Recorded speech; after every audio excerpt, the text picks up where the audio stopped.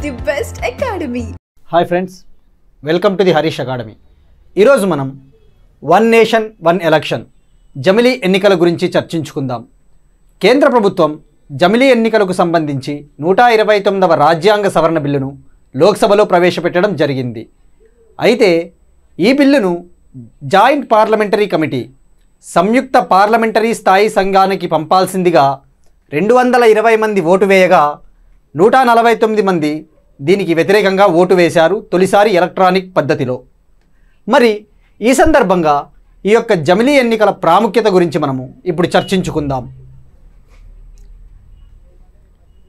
ఇటీవల union cabinet జమిలీ ఎన్నికలకు సంబంధించి 2 బిల్లులను ఆమోదం తెలపడం జరిగింది.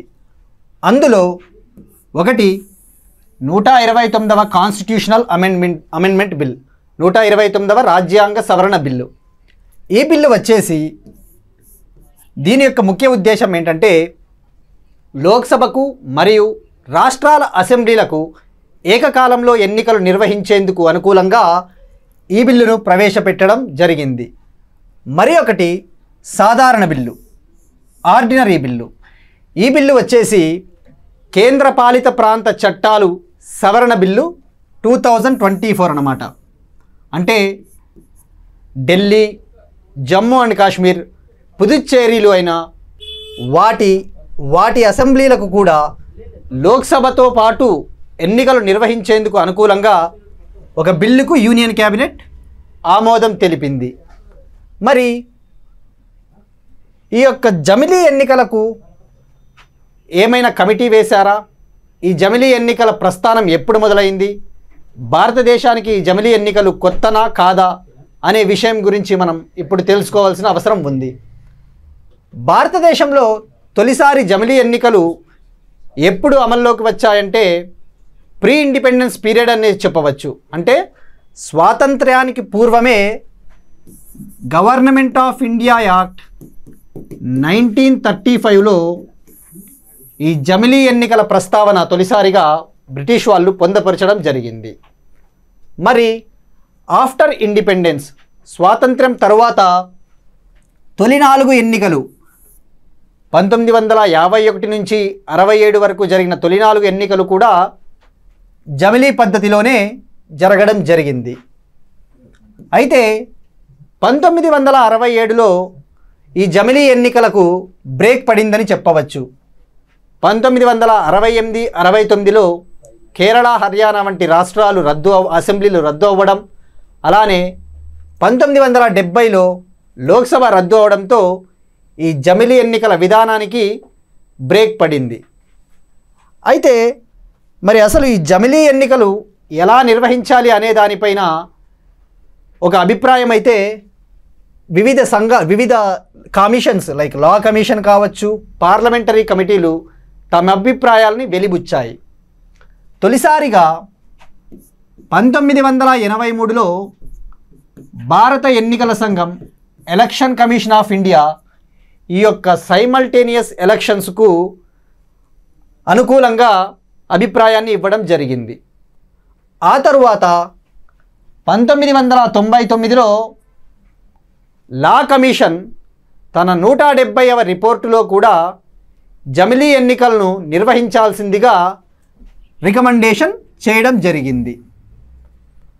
ఆ తరువాత 2015లో పార్లమెంటరీ కమిటీ తన 79వ రిపోర్టులో కూడా జమిలీ ఎన్నికలను లోక్సభ మరియు రాష్ట్రాల అసెంబ్లీలకు నిర్వహించాల్సిందిగా, అది కూడా 2 దశల్లో నిర్వహించాల్సిందిగా తన నివేదికలో పేర్కొనడం జరిగింది. 2 phases.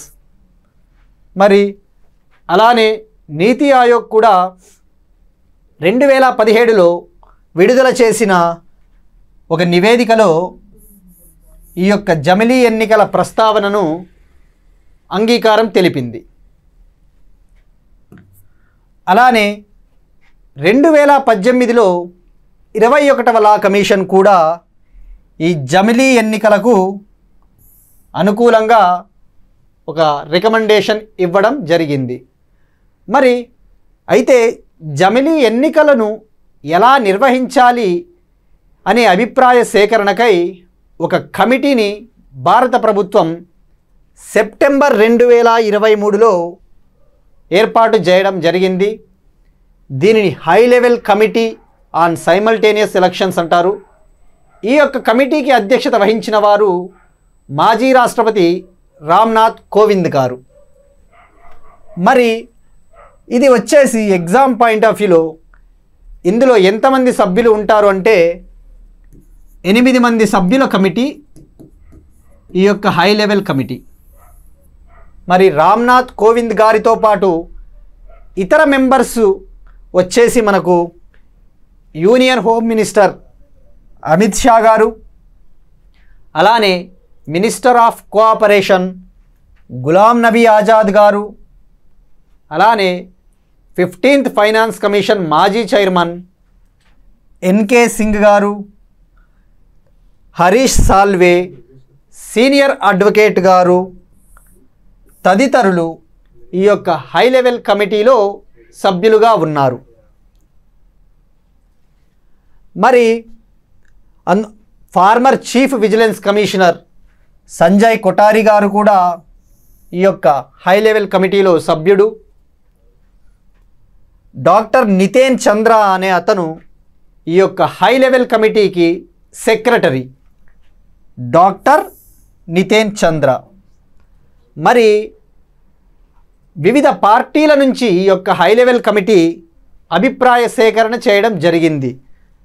దాదాపు ఈ 42 పొలిటికల్ పార్టీలను ఈ యొక్క హై లెవెల్ కమిటీ సంప్రదించగా అందులో 32 పార్టీలు ఈ జమిలీ ఎన్నికలకు జై కొట్టగా 15 పార్టీలు, ఉదాహరణకు జాతీయ పార్టీలైన ఇండియన్ నేషనల్ కాంగ్రెస్, సిపిఎం, అలాగే ఆమ్ ఆద్మీ పార్టీ, రీజనల్ పార్టీలైన తృణమూల్ కాంగ్రెస్, శివసేన, డిఎంకే లాంటి పార్టీలు మాత్రం జమిలీ ఎన్నికలకు అభ్యంతరం చెప్పాయి. మరి ఈ యొక్క కమిటీ తన రిపోర్టును మార్చ్ 2024లో రాష్ట్రపతి ద్రౌపది ముర్ము గారికి అందజేయడం జరిగింది.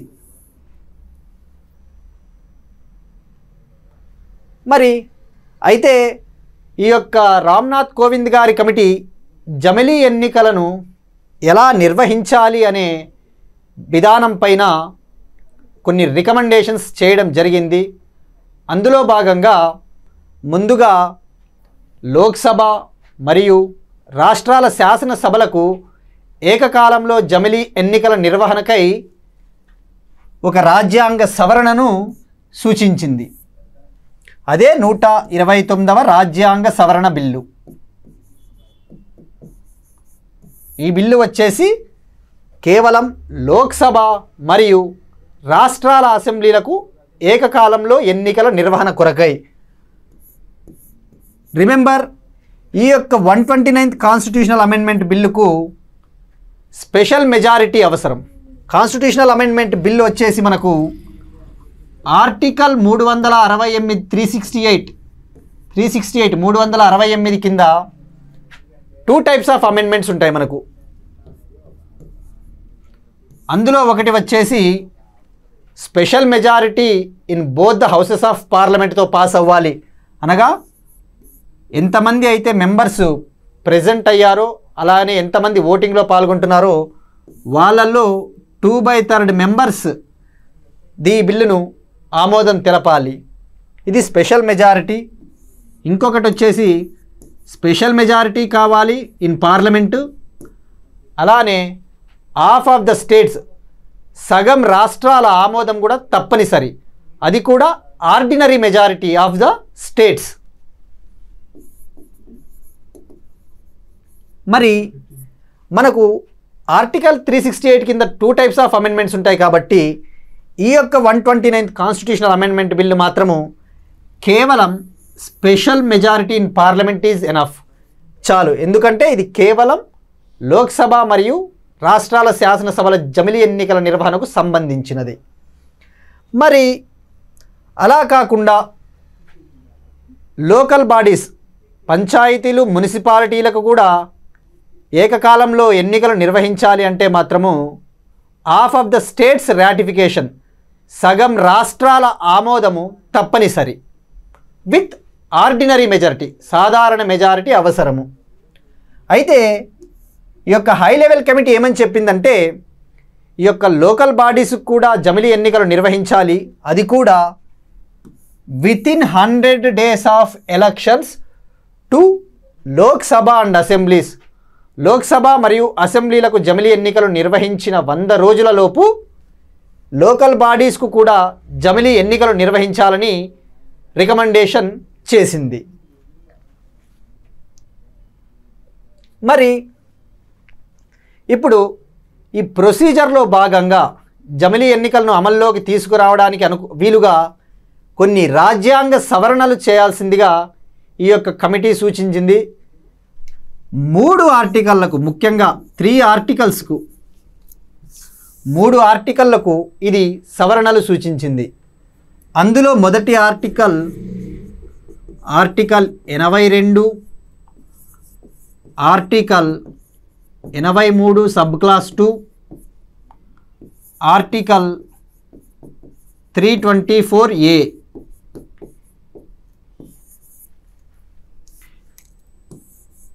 ఈ 3 ఆర్టికళ్లకు కూడా సవరణ చేయాల్సిందిగా చెప్పిందనమాట. మరి ఈ ఆర్టికల్ 82 దేని గురించి మనకు తెలుపుతుంది అంటే డీలిమిటేషన్ కమిషన్.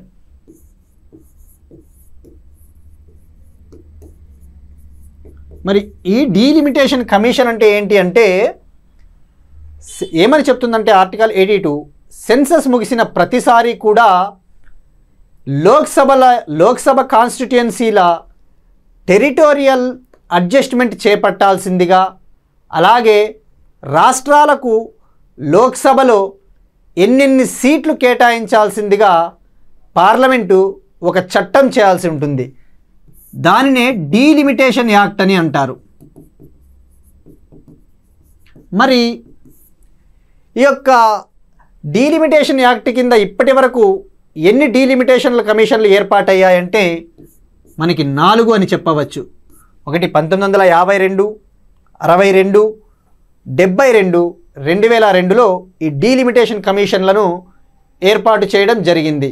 ఎవరు ఏర్పాటు చేస్తారు అంటే ప్రెసిడెంట్. మరి తర్వాత ఈ ఆర్టికల్ 82ని సవరణ చేయవలసిందిగా చెప్తూ కొత్తగా ఆర్టికల్ 82Aని యాడ్ చేయాల్సిందిగా ఈ కమిటీ సూచించింది. ఈ యొక్క ఆర్టికల్ 82A ఏం చెప్తుంది అంటే ఇది భారతదేశం ఏ విధంగా జమిలీ ఎన్నికలకు షిఫ్ట్ అవ్వాలో ఆ యొక్క ప్రాసెస్ గురించి తెలిపేదే ఈ ఆర్టికల్ 82A. మరి ఈ ఆర్టికల్ 82లో వన్స్ ఈ బిల్ అప్రూవ్ అయిన తర్వాత 2 సబ్ క్లాసులు చేర్చడం జరుగుతుంది. అందులో ఒక సబ్ క్లాస్ వచ్చేసి article 82A sub class 1, article 82A sub class 2 అన్నమాట.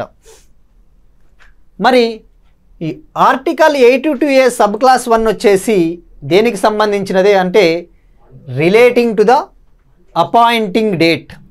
అంటే ఉదాహరణకు మనకు జమిలీ ఎన్నికలు 2028లో అలా జరిగితే అప్పుడు ఏర్పడబోయే లోక్సభ, శాసనసభల తేదీని అపాయింటెడ్ డేట్గా నిర్ణయిస్తారు. మరి ఈ ఆర్టికల్ 82A సబ్ క్లాస్ 2 వచ్చేసి ఏం చెప్తుంది అంటే it is related to the end of the duration of Lok Sabha and state assemblies together. అంటే అవి ఏర్పడిన తర్వాత వాటి యొక్క పదవీ కాలం ఎప్పుడు ముగుస్తుందో ఆ పదవీ కాలాన్ని గురించి తెలిపేదే ఈ ఆర్టికల్ 82A సబ్ క్లాస్ 2 అన్నమాట. ఇది first amendment suggested by that high level committee. మరి నెక్స్ట్ అమెండ్మెంట్ వచ్చేసి ఆర్టికల్ 83(2) గురించి మనకు సజెస్ట్ చేయడం జరిగింది. ఈ యొక్క ఆర్టికల్ 83 మనకి ఏం తెలుపుతుంది? ఈ ఆర్టికల్ 83 వచ్చేసి it defines the term of parliament, that is Lok Sabha and Rajya Sabha. మనకు లోక్సభ మరియు రాజ్యసభ యొక్క పదవీ కాలాన్ని డిఫైన్ చేసేదే ఈ ఆర్టికల్ 83. మరి ఈ ఆర్టికల్ 83 సబ్ క్లాస్ 2 వచ్చేసి ఈ లోక్సభ వీటి పదవీ కాలాన్ని 5 ఏళ్లుగా తెలుపుతుంది. మరి అదే స్టేట్ అసెంబ్లీస్ విషయానికి వస్తే ఏం ఆర్టికల్ వచ్చేసి అంటే ఆర్టికల్ 172. ఈ ఆర్టికల్ 172 వచ్చేసి it defines the term of state assemblies. Okay, మరి ఈ ఆర్టికల్ 83 సబ్ క్లాస్ 2 కింద మరో 2 సబ్ క్లాసులను యాడ్ చేయడం జరుగుతుంది వన్స్ ఈ బిల్ అప్రూవ్ అయిన తర్వాత. ఆ సబ్ క్లాజులే article 83 sub clause 3 and sub clause 4. ఈ సబ్ క్లాస్ 3 వచ్చేసి and sub clause 3 and sub clause 4 వచ్చేసి related to the duration and dissolution of the Lok Sabha. Related to duration and dissolution of the Lok Sabha. మరి next ఈ యొక్క high level committee ఇంకొక amendment insert చేయాలి, పొందుపరచాలి అని చెప్పింది. అదే మనకు ఆర్టికల్ 324A. మనకు ఆర్టికల్ 324 వచ్చేసి ఎలక్షన్ కమిషన్ యొక్క power, the power of election commission to conduct the elections అన్నమాట. ఎలక్షన్ కమిషన్ యొక్క పవర్ గురించి మనకు తెలుపుతుంది. మనకు ఈ ఆర్టికల్ 324Aని ఇన్సర్ట్ చేయడం జరుగుతుంది. ఈ ఆర్టికల్ 324A దేనికి సంబంధించింది అంటే simultaneous elections to the local bodies. Local బాడీస్కు కూడా జమిలీ ఎన్నికల నిర్వహణ. ఓకే, గుర్తుపెట్టుకోండి. మనకు ఇక్కడ ఆర్టికల్ 324ని అమెండ్ చేయాలి అంటే 324Aని అమెండ్ చేయాలి అంటే మనకు remember half of the states ratification తప్పకుండా అవసరం. మనకు ఈ ఆర్టికల్ను సవరించాలంటే మాత్రం మనకు సగం రాష్ట్రాల ఆమోదము మనకు తప్పనిసరి. ఎందుకంటే ఇది related to the local bodies, ఇది స్థానిక సంస్థలకు సంబంధించినది. స్థానిక సంస్థలు ఇది ఒక స్టేట్ సబ్జెక్ట్ అన్నమాట. ఇది స్టేట్ సబ్జెక్ట్ కావున రిమెంబర్ స్టేట్ సబ్జెక్ట్. అలానే ఈ హై లెవెల్ కమిటీ ఆర్టికల్ 325ను కూడా అమెండ్ చేయాల్సిందిగా చెప్పింది. ఈ ఆర్టికల్ 325 వచ్చేసి మనకు ఎలక్టోరల్ రోల్స్కి సంబంధించింది, ఓటర్ల లిస్టుకి సంబంధించినది. ఈ హై లెవెల్ కమిటీ ఏమని చెప్పింది అంటే జమిలీ ఎన్నికల నిర్వహణకై election commission of India state election కమిషన్ల సహకారంతో ఒకటే ఓటర్ల జాబితాను, సింగిల్ ఎలక్టోరల్ లిస్టును 3 టైర్ల ఎలక్షన్ కోసం లోక్సభ, స్టేట్ అసెంబ్లీస్, ఈ యొక్క లోకల్ బాడీస్ ఎన్నికలకు సంబంధించి ఒకటే ఎలక్టోరల్ రోల్ను తయారు చేయాలి. అలానే సింగిల్ ఓటర్ ఐడెంటిటీ కార్డును ఫార్ములేట్ చేయాల్సిందిగా ఈ హై లెవెల్ కమిటీ మనకు ఒక రికమెండేషన్ చేసింది. అలానే ఇంకొక రికమెండేషన్ చేసి మనకు అమెండ్మెంట్ టు ద ఆర్టికల్ 327కి సంబంధించి ఈ యొక్క ఆర్టికల్ 327 మనకు ఆర్టికల్ 327 దేనికి సంబంధించింది అంటే power of the parliament to conduct the elections to parliament and state legislatures అన్నమాట. ఇది లోక్సభ మరియు రాష్ట్రాల అసెంబ్లీలకు ఎన్నికల నిర్వహణకు సంబంధించినది. ఈ అధికారం ఎవరికి గలదు? పార్లమెంటు. అయితే ఈ ఆర్టికల్ 327 ద్వారా మనకు ఒక కొత్త పదం సైమల్టేనియస్ ఎలక్షన్స్ అనే పదము పొందుపరచడం జరుగుతుంది. ఓకే, ఇవి కాకుండా మరికొన్ని రికమెండేషన్స్ కూడా మనకు చెప్పింది ఈ అపాయింటెడ్ డేట్కి సంబంధించి. ఈ అపాయింటెడ్ డేట్ మనకు ప్రెసిడెంట్ విల్ నోటిఫై. మరి ఇంకొకటి ఏమని చెప్పిందంటే ఫ్రెష్ ఎలక్షన్స్ గురించి. ఉదాహరణకు హంగ్ అసెంబ్లీనో లేదంటే హంగ్ లోక్సభ కావచ్చు, లేదంటే ఒక నో కాన్ఫిడెన్స్ మోషన్ అవిశ్వాస తీర్మానం పాస్ అయినప్పుడు ఆ ప్రభుత్వాలు గనక రద్దయితే, ఆ చట్టసభలు రద్దయితే తద్వారా ఏర్పడబోయే ప్రభుత్వాలు చట్టసభలు కేవలం రిమైనింగ్ పీరియడ్ అంటే కేవలం దట్ అన్ఎక్స్పైర్డ్ టర్మ్ మాత్రమే అవి అందుబాటులో ఉంటాయని చెప్పింది. అంటే సింపుల్గా చెప్పాలి అంటే ఒక స్టేట్ అసెంబ్లీ చట్టసభ ఏర్పాటయింది, తొలి 2 సంవత్సరాలు తన పదవీ కాలాన్ని పూర్తి చేసుకుంది. 3వ సంవత్సరంలోకి ఎంటర్ అయిన తర్వాత ఏదైనా అనివార్య కారణాల వల్ల ఆ యొక్క ప్రభుత్వం కూలిపోతే గనక ఏర్పడబోయే చట్ట శాసనసభ రిమైనింగ్ 3 years మాత్రమే పదవీ కాలంలో ఉంటుంది. ఓకే, ఒక విధంగా చెప్పాలి అంటే ఇది రాష్ట్రాల యొక్క స్వయం ప్రతిపత్తికి విఘాతం కలిగించేదే అన్నట్టుగా రాష్ట్ర ప్రభుత్వాలు వాదిస్తున్నాయి. ఎందుకంటే కేవలం ఈ యొక్క రిమైనింగ్ టర్మ్ మాత్రమే అధికారంలో ఉంటాయి కనుక ఇది కోఆపరేటివ్ ఫెడరల్ స్పిరిట్కి వ్యతిరేకమని చెప్పేసి రీజనల్ పార్టీస్ అయిన డిఎంకే లాంటివి ఒక ఆరోపణ చేస్తూ ఉన్నాయి. దీని గురించి మనము ఈ యొక్క జమిలీ ఎన్నికల యొక్క సవాళ్ళు చర్చించుకునేటప్పుడు మనము ఇప్పుడు దీన్ని డీటెయిల్గా చెప్పుకుందాం.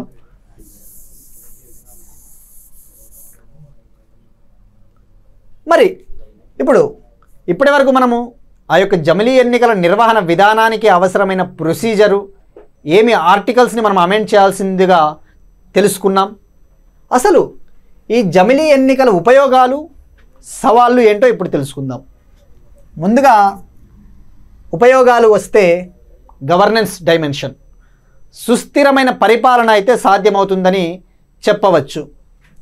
ఎందుకంటే మనం ఒక్కసారికి అబ్జర్వ్ చేస్తే ఎవ్రీ ఇయర్ దాదాపు 5 నుంచి 6 రాష్ట్రాల్లో ఎవ్రీ ఇయర్ రిపీటెడ్గా ఎలక్షన్స్ జరుగుతూనే ఉంటాయి. తద్వారా మోడల్ కోడ్ ఆఫ్ కండక్ట్ను ఇంపోజ్ చేస్తూనే ఉంటారు ఏదో ఒక రాష్ట్రంలో. ఈ మోడల్ కోడ్ ఆఫ్ కండక్ట్ వచ్చేసి 45 నుంచి 60 రోజుల పాటు అమల్లో ఉన్నప్పుడు ఏమవుతుంది అంటే డెవలప్మెంటల్ ప్రాజెక్ట్స్ను ఆ టైంలో అనౌన్స్ చేయకూడదు. దీనివల్ల పాలసీ పెరాలసిస్కి స్కోప్ ఉంది. సో దీన్ని అవాయిడ్ చేయడం కోసమే ఈ యొక్క జమిలీ ఎన్నికల ఆలోచన. నెక్స్ట్ వచ్చేసి economic dimensions, reduced financial burden అంటే ఆర్థిక భారం తగ్గుతుందని చెప్పవచ్చు. ప్రభుత్వ అంచనాల ప్రకారం 2019 లోక్సభ ఎన్నికలప్పుడు దాదాపు 55,000 కోట్ల ఫైనాన్షియల్ బర్డెను పడింది. 55,000 కోట్లు. యాక్చువల్లీ ఇది 1998లో కేవలం 9,000 కోట్లు మాత్రమే ఉన్నింది. చూడండి ఎంత జంప్ అయింది, 9,000 crore to 55,000 crore అంటే financial burden is rising. So దీన్ని మనం తగ్గించవచ్చు. ఒకేసారి జమిలీ ఎన్నికలు జరిగినట్టయితే దాదాపు 7,500 నుంచి 12,000 కోట్ల వరకు డబ్బులు ఆదా అవుతాయని చెప్తున్నారు ప్రభుత్వం. మరి డెమోక్రటిక్ డైమెన్షన్ తీసుకుందాం. ఇప్పుడు ప్రజాస్వామ్యంగా ఏమైనా లాభాలు ఉన్నాయంటే హయ్యర్ ఓటర్ పార్టిసిపేషన్ అని చెప్పవచ్చు. ఓటు వినియోగ శాతం పెరుగుతుంది. ఎలా ఓటు వినియోగ శాతం పెరుగుతుంది అంటే ఇప్పుడు 2019 లోక్సభ ఎన్నికలప్పుడు ఓటు వినియోగ శాతం కేవలం 65.7%. మరి 65.79% అనేది ఒక విధంగా చెప్పాలంటే చాలా తక్కువనే చెప్పుకోవచ్చు చైతన్యవంతమైన భారతదేశం లాంటి దేశాల్లో. మరి ఇప్పుడు ఈ జమిలీ ఎన్నికలు 5 ఏళ్లకు ఒకసారి నిర్వహించినట్టయితే ఎవరైతే మైగ్రెంట్ లేబరర్స్ వివిధ రాష్ట్రాలలో వాళ్ళు స్థిరపడి ఉన్నారో ఓటు అప్పుడు వాళ్ళ స్వస్థలానికి వచ్చి ఒకటేసారి ఓటేసిపోయినప్పుడు తప్పకుండా ఓటు వినియోగ శాతం 5 నుంచి 10% మేర పెరగవచ్చనేసి ఎక్స్పర్ట్స్ అంచనా. ఎందుకంటే ఒకటేసారి వచ్చి ఓటు వేసి వెళ్ళిపోతారు కాబట్టి. మరి నెక్స్ట్ బెనిఫిట్ ఏమవుతుందంటే సామాజికంగా హేట్ స్పీచ్ అనేది తగ్గుతుంది సొసైటీలో. ఇప్పుడు మనం చూస్తున్నాం రాజకీయ నాయకులు నిత్యం కుల మత ప్రాతిపదికన ఎలక్షన్స్ జరుగుతున్న ప్రతి స్టేట్లలో కూడా ఈ ఆరోపణలు చేస్తూ ఉన్నప్పుడు సొసైటీలో పోలరైజేషన్ పెరుగుతుంది. అప్పుడు సామాజికంగా అన్రెస్ట్ ఏర్పడుతుంది. దీన్ని తొలగించడానికి ఈ జమిలీ ఎన్నికలు కొంతమేరకు ఉపయోగపడతాయని చెప్పేసి చెప్పుకోవచ్చు. నెక్స్ట్ వచ్చేసి strategic dimension.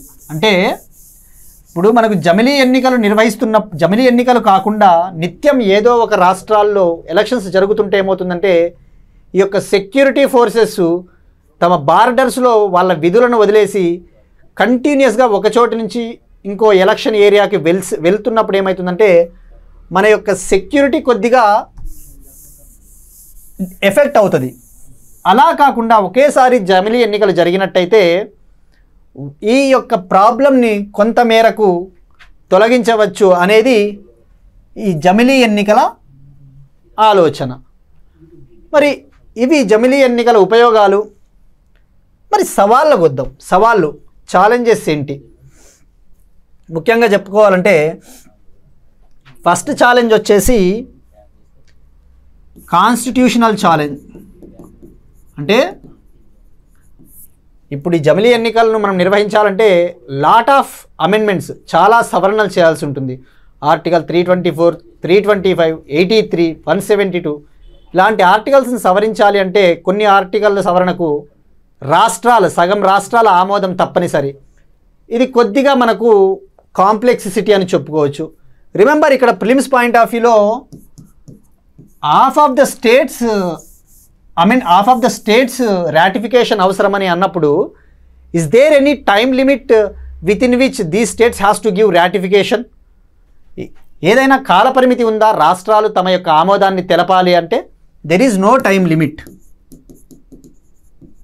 Just be cautious. They can ask in a statement manner. So ఇది కాన్స్టిట్యూషనల్ ఛాలెంజ్. నెక్స్ట్ వచ్చేసి it is against the federal spirit అంటున్నాడు.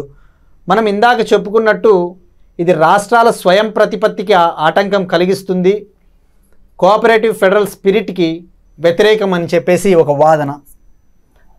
నెక్స్ట్ వచ్చేసి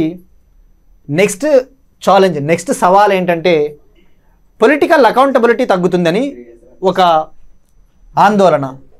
ఉదాహరణకు 5 ఏళ్లకు ఒకసారి ఎలక్షన్స్ జరుగుతున్నప్పుడు ఏమవుతుందంటే పబ్లిక్ స్క్రూటినీ అనేది తగ్గిపోతుంది.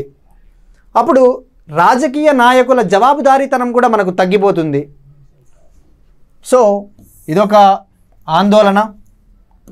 నెక్స్ట్ వచ్చేసి లాజిస్టిక్ ఇష్యూస్. అంటే ఈ యొక్క జమిలీ ఎన్నికలను నిర్వహించాలంటే మనకు భారీ సంఖ్యలో ఈవీఎంలు లాంటివి అవసరము. సో ఈ లాజిస్టిక్ ఇష్యూస్ ఉన్నాయి, ఇన్ఫ్రాస్ట్రక్చరల్ ఛాలెంజెస్ ఉన్నాయి మనకు. నెక్స్ట్ వచ్చేసి state specific issues may get neglected. ఎప్పుడైతే ఈ జమిలీ ఎన్నికలు జరుగుతాయో కేవలం జాతీయ అంశాలైన ఇంటర్నేషనల్ రిలేషన్స్ అటువంటి అంశాలపైన ఎక్కువ ఫోకస్ అయినప్పుడు ఈ యొక్క state specific issues, river sharing issues కానీ ఇలాంటి ఇష్యూస్ అనేవి కొద్దిగా అంతగా అంతగా ఇంపార్టెంట్ అవ్వకపోవచ్చు. సో స్టేట్స్ అటానమీ కొద్దిగా దెబ్బతింటుంది అని ఈ స్టేట్స్ యొక్క వాదన. మరి అలానే పార్టీల విషయానికి వస్తే రీజనల్ పార్టీల అస్తిత్వానికే ఇది కొద్దిగా ముప్పు కలిగించే అవకాశం కూడా ఉంది. Regional parties may get weekend. ఇది పార్టీల యొక్క వాదన, ఇది పొలిటికల్ డైమెన్షన్. నెక్స్ట్ వచ్చేసి ఓకే, ఇవి వచ్చేసి సవాళ్ళు, ఛాలెంజెస్. మరి ఇప్పుడు జమిలీ ఎన్నికలు ఇన్ని సవాళ్ళు, ఇన్ని ఉపయోగాల మధ్య, ఇంత రెసిస్టెన్స్ మధ్య జమిలీ ఎన్నికల నిర్వహణ సాధ్యమేనా అంటే మాత్రము ఫస్ట్ ముందుగా ఈ బిల్ అయితే ప్రవేశపెట్టినప్పుడు ప్రభుత్వం కూడా జాయింట్ పార్లమెంటరీ కమిటీ, సంయుక్త పార్లమెంటరీ స్థాయి సంఘానికి పంపించడానికి అనుకూలంగా ఉందని తెలుస్తోంది. సో ఇటువంటి క్రూషియల్ బిల్స్ని, స్టేట్స్ యొక్క ఆందోళన ఉన్న బిల్స్ విషయంలో ఇటువంటి బిల్లుని జేపీసీకి పంపించినప్పుడు ఏమవుతుందంటే ఇవి కొద్దిగా డెమోక్రటిక్ మేనర్లో వర్క్ అవుతాయి. కాబట్టి తప్పకుండా వీటి సలహాలను పట్టించుకున్నట్లయితే ఒక డెమోక్రటిక్ మేనర్లో బిల్లుల్ని మనము అంగీకారం తెలపవచ్చు, అప్రూవ్ చేయవచ్చు. మరి మనకు ప్రిలిమ్స్ పాయింట్ ఆఫ్ వ్యూలో జాయింట్ పార్లమెంటరీ కమిటీ వచ్చేసి ఒక అడ్హాక్ కమిటీ, అంటే టెంపరరీ కమిటీస్. ఇవి శాశ్వత కమిటీలు కాదు. ఇందులో వీళ్ళు ఇచ్చే రికమెండేషన్స్ కూడా మ్యాండటరీ కాదు, కేవలం సలహాలు మాత్రమే ఇచ్చే అధికారం ఉంది. సో ఫస్ట్ ఏంటంటే వే ఫార్వర్డ్ ఏంటంటే ఇటువంటి బిల్స్ని ఎప్పుడైనా అమలు చేసేటప్పుడు గిలెటిన్ అప్రోచ్లో మనం వెళ్ళకూడదు. We're not supposed to take up these bills in guillotine manner. Guillotine manner in the sense, for example, just బిల్లులో ఉన్న ఇంపార్టెంట్ ప్రొవిజన్స్ అన్నీ డిలీట్ చేసేసి ఏదో హేస్టీ మేనర్లో ఫాస్ట్గా బిల్లుల్ని పాస్ చేయకూడదు. ఈ గిలెటిన్ అప్రోచ్ని మనము తొలగించాలి. ఈ గిలెటిన్ అప్రోచ్లో మనం వెళ్ళకూడదు. నెక్స్ట్ వచ్చేసి ఇటువంటి క్రూషియల్ బిల్స్ని ఎప్పుడూ కూడా పబ్లిక్ డొమైన్లో ఉంచాలి. పబ్లిక్ డొమైన్లో ఉంచి ప్రజల నుంచి సలహాలు స్వీకరించాలి. అప్పుడే మనకు ఇన్క్లూజివ్గా డెలిబరేషన్స్ పాసిబుల్ అవుతాయి. నెక్స్ట్ మెజర్ ఏం తీసుకోవచ్చు అంటే మనము వివిధ దేశాల్లో, ఉదాహరణకు బెల్జియం, స్పెయిన్ లాంటి దేశాల్లో ఈ జమిలీ ఎన్నికలు ఆల్రెడీ నిర్వహించబడతా ఉన్నాయి. ఆ దేశాల నుంచి బెస్ట్ ప్రాక్టీసెస్ను మనము అడాప్ట్ చేసుకోవాల్సిన అవసరం ఉంది. అలానే ఈ యొక్క జమిలీ ఎన్నికలపైన ఏకాభిప్రాయాన్ని తీసుకురావడానికి వీలైతే ఈ యొక్క జమిలీ ఎన్నికల ప్రాజెక్ట్ని పైలట్ ప్రాజెక్టుగా కూడా కొన్ని శాసనసభ కలిగిన యూటీల్లో దీన్ని పైలట్ ప్రాజెక్టుగా కూడా అమలుపరచవచ్చు. ఓకే, ఇంకా ఎలా జమిలీ ఎన్నికలపైన ఏకాభిప్రాయం సాధ్యము, ఏ విధంగా డెమోక్రసీని పరిరక్షించే కార్యక్రమంలో భాగంగా ప్రభుత్వము ఈ ఆలోచన కూడా చేయవచ్చు. Flexible election cycles based on regional readiness. Next ఇంకా మనము ప్రజలను చైతన్యపరచాల్సిన అవసరం ఉంది. ఎందుకంటే మనకు 1967లో లాస్ట్ ఈ జమిలీ ఎన్నికలు జరిగింది. సో ఈ యొక్క ప్రొసీజర్ పైన ఓటర్లలో చైతన్యం తీసుకురావాలి, ఓటరు చైతన్యం. నెక్స్ట్ వచ్చేసి మెల్లమెల్లగా స్లోగా డిజిటల్ ఓటింగ్, డిజిటల్ ఎలక్టోరల్ మేనేజ్మెంట్కి కూడా మనము షిఫ్ట్ అవ్వాల్సిన అవసరం ఉంది. Finally one most important thing is when we are going to implement such kind of huge ideas, we are supposed to implement technology like blockchain technology. మనం కనుక blockchain లాంటి టెక్నాలజీస్ని వినియోగించినట్టయితే మనకు ఓటర్ రికార్డింగ్లో కావచ్చు, ఓటు వేసే ప్రక్రియలో ఇటువంటి టెక్నాలజీస్ని వినియోగించినప్పుడు మనకు ట్రాన్స్పరెన్సీ, అకౌంటబిలిటీని మనము తప్పకుండా తీసుకురావచ్చు మన యొక్క ఎన్నికల ప్రక్రియలో.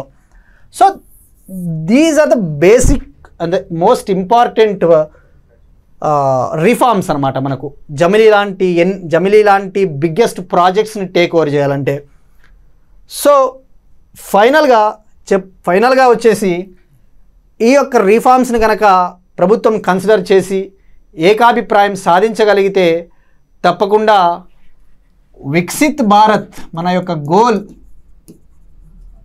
వికసిత్ భారత్ 2047 కల్లా వికసిత్ భారత్ ఆ యొక్క గోల్ మనకు కళ సాకారం అవడానికి కూడా ఆస్కారం ఉందని మనము చెప్పుకోవచ్చు.